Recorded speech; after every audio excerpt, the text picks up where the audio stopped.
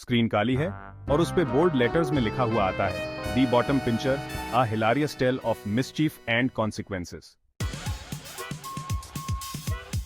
अरे ये खुशवंत सिंह, मजाक, व्यंग्य और बेबाक कहानियां सुनाने के उस्ताद।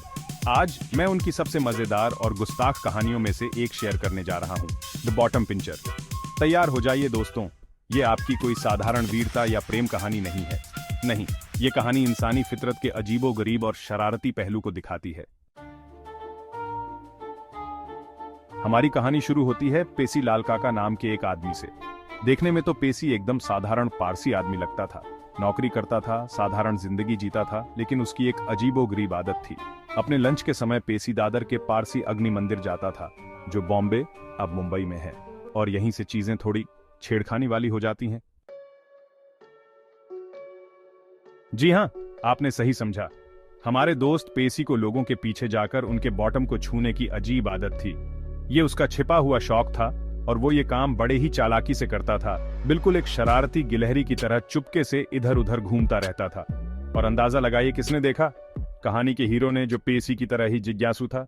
कहानी के हीरो पेसी की हरकतों को बड़े ध्यान से देख रहा था। वो पेसी के लंच के समय का इंतजार करता और खुद को ऐसी जगह पर रखता जहां से वो ये तमाशा अच्छे से देख सके।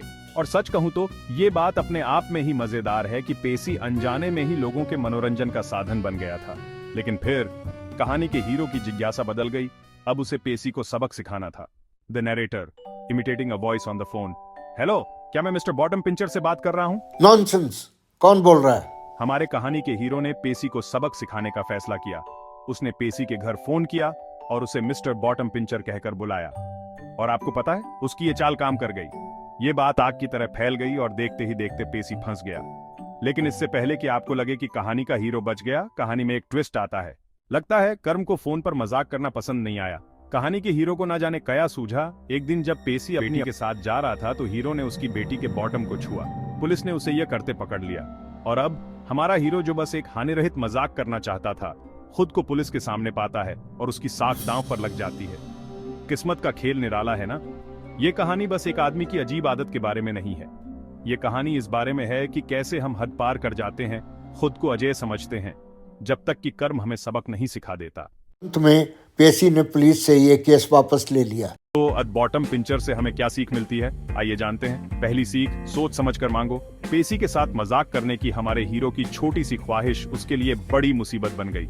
कभी कभी जो शुरुआत में मजाक लगता है वो बाद में बड़ी मुसीबत बन सकता है। दूसरी सीख, सीमाओं का सम्मान करें, सुंदरता की सराहना करें, हाँ, लेकिन निजी सीमा का ख्याल रखें दोस्तों। पेसी की हरकतें हमें याद दिलाती हैं कि सीमाओं को पार करना सिर्फ शरारत नहीं है, ये गलत है। तीसरी सीख, किताब को उसके कवर से ना आंके। पेसी लाल काका शायद एक सीधा साधा ऑफिस वाला लग रहा होगा, लेकिन हम सभी में कुछ न कुछ अजीबोगरीब बातें होती हैं, है ना? कहानी हमें याद दिलाती है कि दिखावे धोखा दे सकते हैं। चौथी सीख, संयम बनाए रखें। यहाँ तक कि जब हीरो फंस गया तब भी उसने खुद को शांत रखने की कोशिश की। कभी कभी मुश्किल से निकलने का सबसे अच्छा तरीका होता है शांत रहना, लेकिन मत भूलिए, निवारण इलाज से बेहतर है। पांचवी सीख, गलतियों से सीखें। अंत में हीरो ने सीखा कि शरारत करने की कीमत चुकानी पड़ती है। उम्मीद है क्या वो किसी की भी बॉटम को टच करने से पहले 2 बार सोचेगा? खुशवंत सिंह की द बॉटम पिंचर एक बेहतरीन कहानी है जो हमें दिखाती है कि जिंदगी मजेदार और सबक देने वाली दोनों हो सकती है। ये हमें याद दिलाती है कि हर कार्रवाई का अपना नतीजा होता है, चाहे वो सिर्फ एक चुटकी भर की शरारत से ही क्यों ना शुरू हुई हो। तो अगली बार जब भी आपके मन में कोई शरारत सुझे तो बस याद रखना, हो सकता है कि आपको ही चुटकी लग जाए। कहानी अच्छी लगी तो मेरे चैनल को सब्सक्राइब करें।